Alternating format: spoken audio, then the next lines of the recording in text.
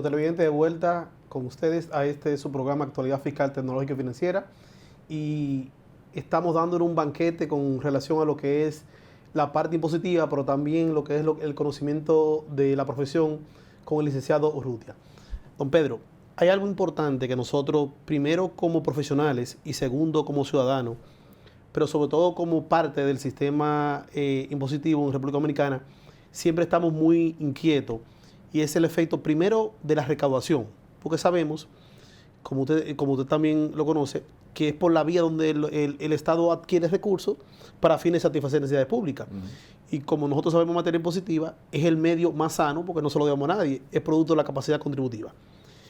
Yo quiero, en base a su experiencia, ya que hemos visto que la Administración Tributaria ha venido publicando de manera subsecuente el efecto de las recaudaciones de manera positiva en el tiempo, su parecer en base a las medidas que se han tomado, su punto de vista en base a la facturación electrónica, y cómo usted prevé que ese efecto sea sostenible en el tiempo. Mira, lo primero es que no quisiera yo caer en un tema de contradecir a las autoridades fiscales, porque primero no soy economista, pero a veces me da trabajo entender el crecimiento de la recaudación. Alguien me preguntó, tengo que no mencionar, ¿verdad? Pero me decía, ¿cómo es que se calcula esto? ¿Cómo se calcula la presión? ¿De dónde sale este numerito? Correcto. Y esa persona, cuando yo decía, bueno, fíjate, lo que pasa es que para mí recaudación es lo que yo como ciudadano debo cumplir, como dice la Constitución de la República, según mi capacidad contributiva. ¿Y deber ciudadano? Sí. Capacidad contributiva y deber ciudadano. Pero la capacidad contributiva, que la gente la confunde, no es que cuánto es que tú puedes pagar, porque entonces vamos a llegar a cero. Sino capacidad contributiva es que si tú te ganaste 100 pesos y tú sabes que te corresponde, de acuerdo al Código Tributario, pagar una tasa de 25, pues paga tu 25. No puedo decirte o estimarte los ingresos en 1,000, porque entonces cuando yo te digo 25 de 1,000, se pasa de tu capacidad contributiva respecto a tu real ingreso, que son los 100. Para llevarte entonces al tema del crecimiento de la recaudación y eso, yo digo, pero si me pudieran desglosar de dónde viene cada rubro y cuál es la recaudación que voluntariamente, no voluntariamente, sino la que me corresponde de acuerdo a mi capacidad contributiva, yo te diría si vamos bien o vamos mal. Porque no me gusta ligar varios rubros. Ejemplo, nosotros acabamos de salir de la experiencia de una ley de transparencia patrimonial y revalorización. Sí. Y tú me dirás, ¿eso es recaudación? Yo no soy un experto en eso, no soy economista ni nada de eso, pero para mí no. Para mí son cosas de momento que a lo mejor te ayudan, como han ayudado bastante, a tú crecer tu recaudación. Yo no me recostara de eso, porque la ¿esa no va a ser sostenible en el tiempo? No. Observa que han habido facilidades en la administración que se han tenido que mantener. ¿Para qué? Precisamente para poder atraer al contribuyente y, óyeme, sal de esto, cumple con esto, te estoy dando esta oportunidad. Quiere decir que ahí yo creo más en ese tipo de estrategia que en la propia, acompañada de lo que yo te decía al principio, del régimen de consecuencias, porque eso no lo podemos dejar de lado. Claro. La gente porque si no lo va a volver a hacer mal. Pero claro, y además, mira, la gente se queja mucho. Y yo te lo digo, no hablándote desde el punto de vista de la administración tributaria, sino del propio cliente. ¿Cuál cliente tienes tú, por ejemplo, que tú y yo manejamos los mismos temas porque tenemos un despacho de asesoría, quiera decirte a ti que quiere pagar impuestos? Ninguno. Tú tienes que convertirte hasta cierto punto en un psicólogo. Sí. De decirle al contribuyente. Terapeuta. Exactamente, que la administración ahí se pierde un poco, porque no se da cuenta del trabajo que hacemos nosotros a nivel privado. El nivel de conciencia. Sí, no es de que porque yo saco de lado el tipo de asesor fiscal o profesional que piensa que sus honorarios vienen en función de la evasión o en función de la reducción de algo que es un compromiso y un deber ciudadano. En el esquema de hoy día, usted y yo sabemos que eso quedó en el pasado. Sí. Porque los asesores que prevalecen en términos de lo que es la buena ejecución del trabajo, usted más que nadie sabe que ha sido sobre la base del valor agregado. Exactamente. Y de que nosotros podamos hacer eso, de que esa calidad se perpetúe en el tiempo, porque según cómo evolucionan las técnicas de evasión en su momento, también evolucionan las técnicas de fiscalización. Correcto. Y van mucho más rápido que las mismas. Pero lo más importante, hemos visto que la sostenibilidad de un sistema no se basa sobre ese tipo de estrategias. No. Pero mira por ejemplo, tú me preguntabas, ¿cómo mantenemos esa sostenibilidad de crecimiento en las recaudaciones. Oye, cuidando los sectores. El gobierno tiene que trabajar, y de hecho lo trata de hacer, de tú no incentivar. Yo no creo mucho en los incentivos fiscales tampoco, déjame decirte, porque así es fácil, como dicen popularmente, estudiando cualquiera pasa. Entonces los incentivos fiscales a mí no me gustan mucho, a menos que sean necesarios y que se pueda demostrar que un incentivo fiscal te lleva a la producción de las recaudaciones de manera directa.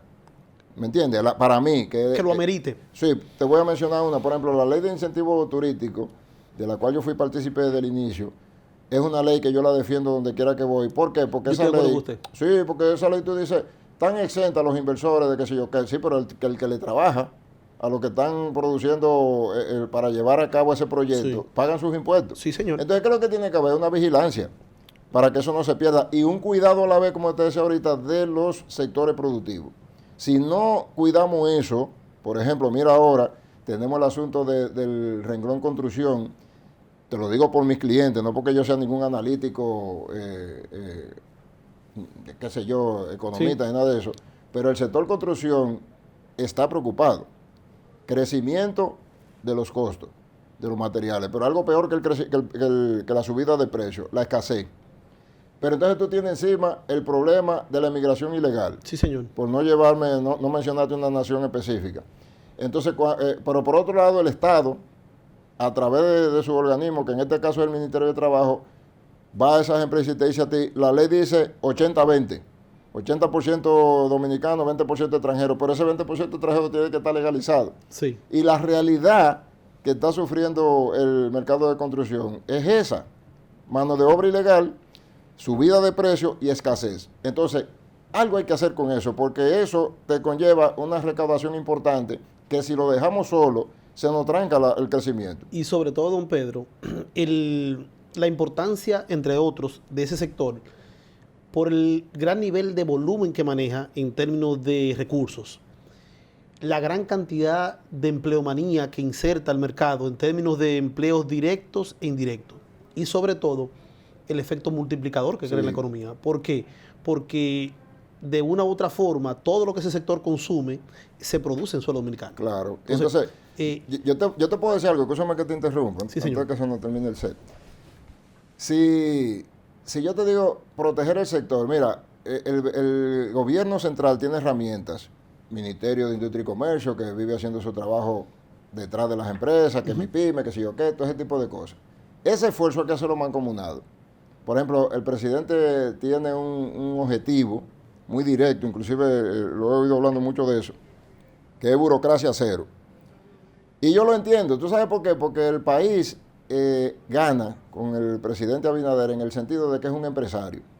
Y es un empresario que antes de ser presidente y todavía ahora sus empresas tienen que cumplir con toda la parte fiscal y él sabe cómo son los trámites y las cosas aquí. Sabe cómo funciona la mecánica económica. Claro, entonces de negocio. Esa burocracia cero es proteger el sector. Claro. Oye, hazme la vida fácil. Simplifícame. Sí, sin embargo, y me va a perdonar la administración tributaria, me lo va a perdonar, yo entiendo que tenemos que abocarnos dentro de la administración a tratar de identificar y educar, yo te diría, orientar a quien me atiende en la administración tributaria, para que las cosas sean un poquito más... Servicio. Exactamente, pero fíjate, yo no estoy hablando de ayúdame.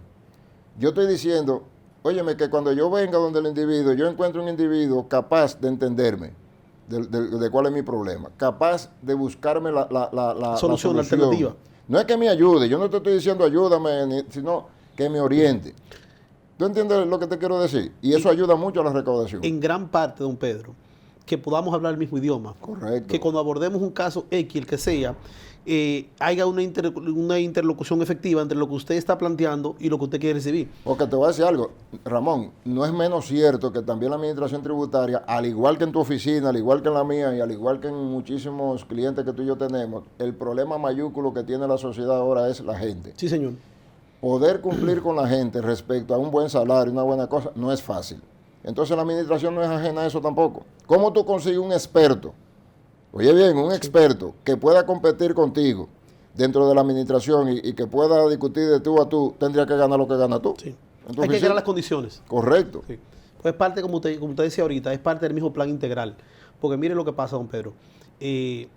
Cuando uno como Estado le garantiza a un profesional X las mismas condiciones que pudiéramos garantizarle, por ejemplo, a la parte privada, y lo atraemos a que el profesional se mantenga dentro de la estructura gubernamental, es un valor agregado para esa institución. ¿Qué es lo que pasa? Que tradicionalmente no se le dan facilidades en términos de crecimiento a lo interno, y sobre todo se le crea mucha incertidumbre por los cambios gubernamentales o por los cambios de administración. Yo entiendo que el efecto de carrera administrativa debe ser algo más allá de un cumplimiento de tiempo, correcto, sino en base a acumulación de resultados. Y en verdad, todos nosotros sabemos que en una institución la diferencia la hace el recurso humano, pero un recurso humano que esté bien dotado de las competencias, que pueda tener un resultado efectivo. Correcto. De eso yo estoy totalmente de acuerdo con usted. Fíjate que me preguntaste, dentro del mantener las recaudaciones, el efecto, por ejemplo, de la factura de electrónica. La facturación electrónica como proyecto. Oye, no, eso es genial. Y yo te puedo decir, en mano de nuestra amiga Rizela Sprout, óyeme. Un saludo para Gisela. A todos, porque no dejemos fuera a la magistrada. Un equipazo. Sí, no dejemos fuera a la magistrada, Jorlin. Gisela es porque es una de las más bellas y la que siempre está en contacto con nosotros. Exactamente. Un saludo a Gisela. Sí, a Jorlin. Igual Francisco Torres y a Torres de fiscalización. Un equipazo. Un equipazo. Sí. Y yo te digo algo. Internamente en la administración ese proyecto va muy bien. Amén. Muy bien, o sea, los contribuyentes, que tú sabes que estamos ahora mismo en un proceso voluntario, y mírame a mí hablando como si yo fuera de la administración. Sí. Pero nosotros, tú y yo, que tenemos que hacer un trabajo apoyando a la administración y ir trabajando en la preparación del contribuyente. Ese networking nos ha tocado a nosotros igual o más que ellos. Claro. Entonces, ¿qué resulta? Yo, por mi lado, ya vivo explicándole, comenzando con los contribuyentes que tienen mejor organización, de qué data el proceso, en qué consiste. La génesis. Claro, porque fíjate algo, la gente a veces, cada vez que imponen una cosa, como cuando tú estás en un empleo que tú dices otra vaina más, y me perdona la palabra, sí. Pero fíjate lo que sucede. Esto hay que verlo desde el punto de vista positivo, desde el punto de vista de lo que te beneficia.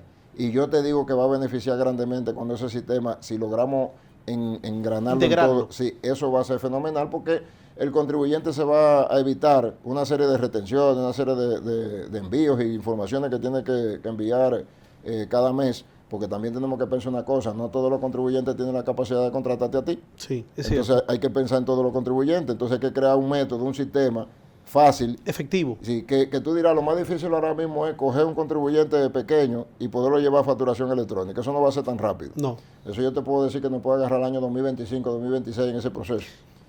Y conociendo uno como el sistema, va a ser un efecto escalonado desde hasta. Claro, pero sin embargo es un proyecto, es un plan piloto que cuando esté funcionando, eso va a garantizar la ilusión, la evasión, o como tú le quieras llamar, porque la administración tributaria en línea va a tener la información. ¿Que hay que prepararse bien? Sí, claro. Porque no es como ahora que tú tienes una factura, que tú la cambias 50 veces, no me refiero al número de comprobante fiscal, sino que tú dices, facturé café y era agua, anula eso, a una nota de crédito, vuelve y hala. Con la factura electrónica tenemos que entrenarnos un poco mucho mejor, porque quien va a autorizar esas modificaciones es la administración. Claro. Tú vas a tener de alguna manera un oficial de contacto.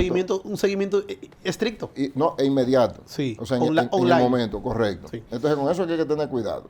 Mire, don Pedro. Pero yo te garantizo que eso, más que ley 4620 y 721, te garantizo que el día que eso esté en funcionamiento pleno, las recaudaciones van a ser otra cosa.